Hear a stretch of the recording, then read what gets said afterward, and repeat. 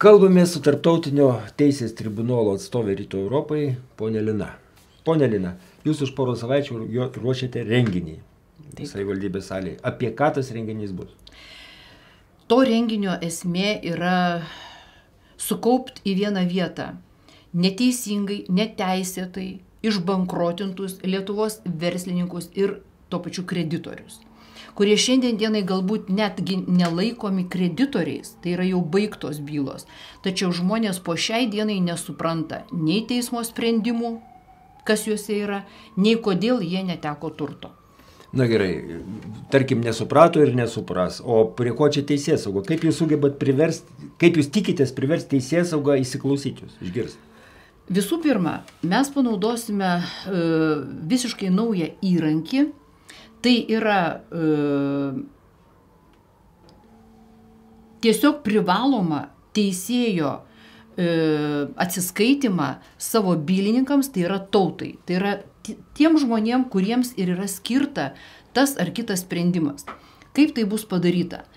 Yra teikiamas specialus prašymas, būtent vienos iš bylų teisėjui, kuris priėmė visų bylininkų manimų nesuprantamą ir iki šiol sunkiai įgyvendinamą sprendimą.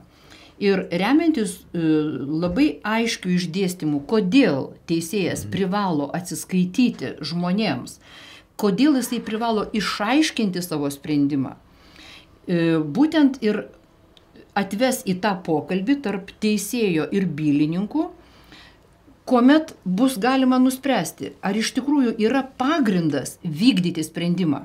Todėl, kad šiandien dienai visada yra skelbiama, taip, teismo sprendimai yra privalomi vykdyti. Mes sakome, tvarkoj. Reikia jos vykdyti, bet pirmiausia, žmonės turi juos suprasti. Na gerai, bet ar privalo teisėjas aiškinti, kad kiekvienas, taip sakant, suprastų? Privalo. Ta įpareigoja CPK. Išaiškinti savo sprendimą yra šventa teisėjo pareiga. Jis jį gali išaiškinti raštu, jis jį gali išaiškinti žodžiu.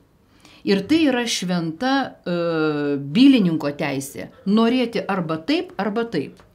Ir jeigu bylininkai, o to labiau didelė grupė bylininkų, pageidauja ir nori, kad teisėjas išaiškintų žodžiu ir matyti teisėją, kuris save laiko teisiu, kad jisai aiškiai apgintų savo sprendimą, tai yra neginčijama bylininko teisė. O jeigu jis vis tiek neaiškins po jūsų susirinkimo? Tada aš jį pasveikinsiu, nes jisai bus metęs pirštinę ir tokiu atveju atidarys kelią tolimesniem mūsų veiksmam, apie kuriuos galbūt šiandien nelabai norėčiau dar išduoti paslaptį, tačiau anokia čia paslaptis, iš tikrųjų dar yra visai eilė tarpinių veiksmų, kaip bylininkai galės priversti vis dėlto paaiškinti žmogų, kurios sprendimo pagrindų iš jų atimtas turtas, atimtos lėšos jų šeimoms, jų vaikams.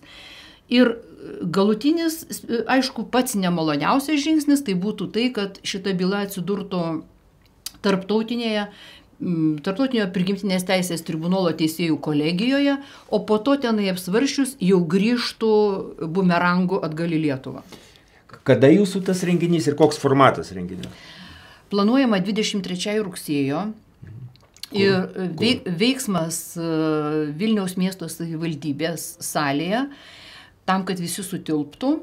Ir jeigu kartais pasikeistų data, o data gali pasikeisti tik tai dėl to, kaip vyks mūsų dėrybos su teismu apie teisėjo atvykimą, tuomet mes pasiliekam teisę pakoreguoti tą datą. Tai čia precedento neturintis įvykis. Manyčiau, kad taip. Ačiū.